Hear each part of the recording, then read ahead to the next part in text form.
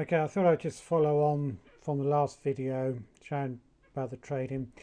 So what we've seen, I sold that position. Now you can see the trades I did. So I purchased at 9,530 and sold at 9,686. So that is whatever on that 100 and something dollars.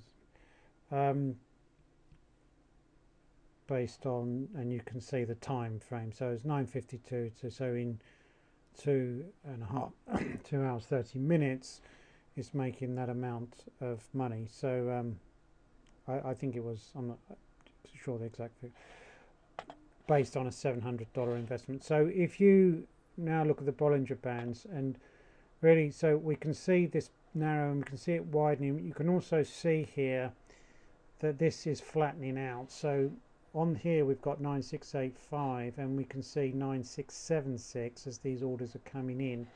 So you can see pressure pushing this down, and this is consistent with what you would expect in this kind of behavior. So what you're seeing is a band developing, and you would expect this to come down to about here. So this would be a good position perhaps to buy here, 9602 or something like that. So I'm doing this in real time to see if I'm actually right or not. Of course, it is unpredictable in the sense that if a big seller comes in, this thing will just drop straight down. If a big buyer comes in, it will just go hike straight up. But it's unlikely it would just kind of incrementally sort of go up like this, because there's no real reason for it to do that. I mean, you would normally expect this kind of up and down behavior, and as we said before, this was, you know, an exception. If you ever do see that, you can short these. If you're watching real time and you don't have a position open, you can actually short that position there, and then you can when this loads up. So if you actually see this in real time, you can see that's over a space of about half an hour. You can just short, once you see a big block like that, you can short it straight away, and it's pretty obvious when you because this will always be this sort of behavior. Then as soon as you see it start coming up, you can then close your short position. So you're going to make this difference here, 9462 to 95, so it's $150 in a matter of 10 minutes.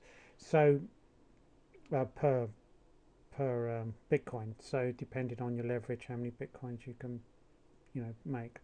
But if you see this behavior, then you really can take the 100 times risk, because it's almost certain it's going to do this. It's still a risk. You never know, a big buyer might come in, but it's pretty unlikely. Once you get this selling behavior, everyone's going to start selling until it reaches its bottom, which in this case was there. Okay, and just going back, as we can see this happening in real time, you can see there's a lot of selling going on here, and you can see this flattening out. And if we go back into the you can see it's just sort of static at 9703. So if you buy at this level, all you're doing is locking in your capital into something that's very likely not going to change. It's going to most likely go down from here, and you have to hold it there for ages in the hope that it will eventually hike up somehow. When you're leveraging, that's not really feasible, because on your leveraging you have liquidation values, and that will almost certainly, if you adopt that strategy, you will hit one of them. So you really have to get in and get out quickly. Plus you can see there are fees payable down here as well,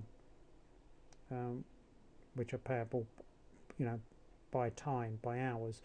So just holding is not a good strategy. You're not really locking away your own capital, you're actually liable for fees, and you're just taking risk that isn't necessary. You can be liquidated. So we won't see what happens with this one. It's 12:40 and we're on 9709.